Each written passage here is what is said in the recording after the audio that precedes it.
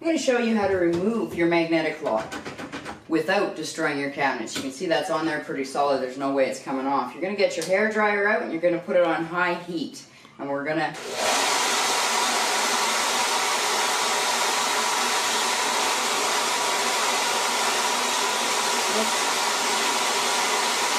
start to feel it pull.